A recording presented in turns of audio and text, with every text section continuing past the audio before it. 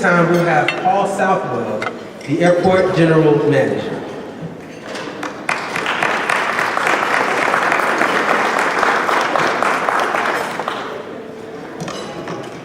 I really wish I was Randy because maybe I could go to the Bahamas and be on a beach or something. State Representative Mike Lanton, our Mayor of College Park and one of the airport's strongest partners, Mr. Jack Wagino, Atlanta City Council President, Cesar Mitchell, our good friend and partner, Clayton County Commissioner, Chairman, Mr. Jeff Turner, and Douglasville Mayor, and my friend, Mayor Harvey Persons, honored guests and 2015 award winners. Ladies and gentlemen, good evening. First, I want to thank Mr. Creed Pinnell and the Atlanta Business Journal for this annual event. I would secondly like to recognize the great staff that often and always actually make me look good of Hartsfield-Jackson. I'd like them to please stand and be recognized. Especially Mr. Jim Drinkard, since he's the one who has all the contracts. Jim, stand again so they can see you.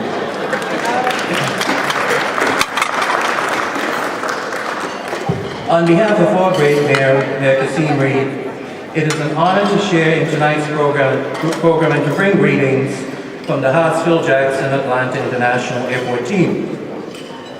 We're planning for the future at Hartsfield-Jackson, and I encourage each of you to stay connected with us as we execute our new master plan and Airport City project.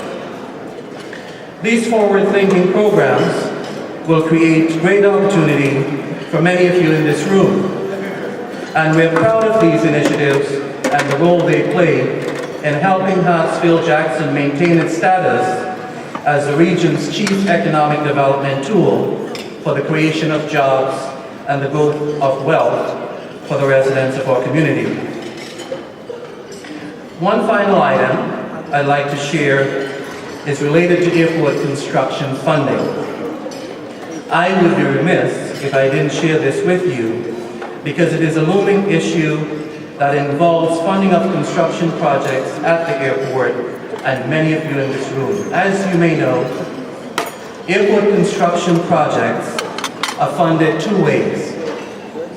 They're funded using what we call Airport Improvement Program projects, or AIP funds. AIP funds come with a federal requirement for inclusion and diversity. Let me repeat this. AIP funds come with a federal requirement for inclusion and diversity, and many of you in this room have benefited from it. The other half of the funds come from something called passenger facility charges, or PFCs. In our last capital program of $5.4 billion, $1.6 billion went to minority and women-owned companies.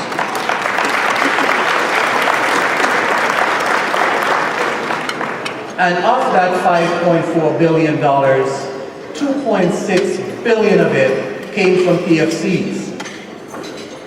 But PFCs don't come with a federal requirement for inclusion. But you all know that the City of Atlanta and this community is committed to inclusion, and whether or not there's a federal requirement, we have inclusion obligations when we use PFCs. Now, why am I talking about this? I'm talking about this because we don't have federal authority. While we do it, we don't have federal authority to have inclusion rules and inclusion policies in the city whenever we have projects funded by PFCs. The City of Atlanta just does it.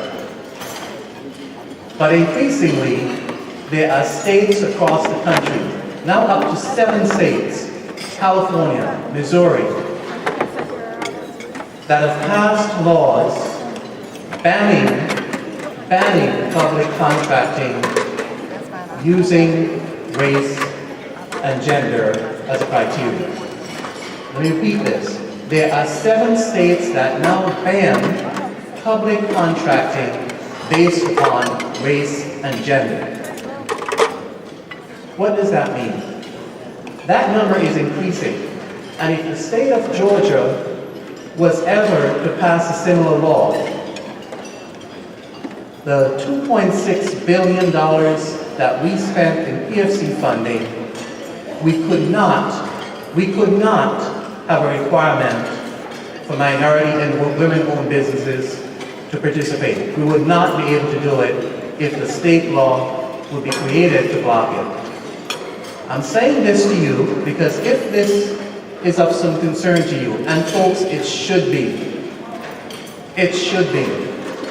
then you would join me and the Airport Minority Advisory Council on March 25th.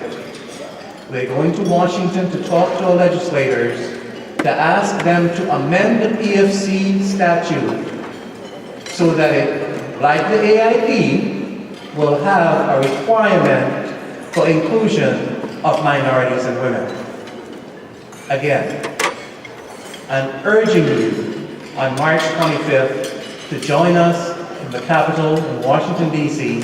to ask our federal legislators, just as they do with the AIP funding, to have a federal requirement that PFC funds, when used on any construction projects, will also have a requirement for inclusion of minorities and women, so that if the state of Georgia, or any state, but especially the state of Georgia where we live, would have such a ban as California, Missouri, New Mexico, you will still have a chance of participating.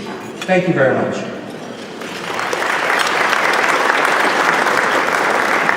Thank you.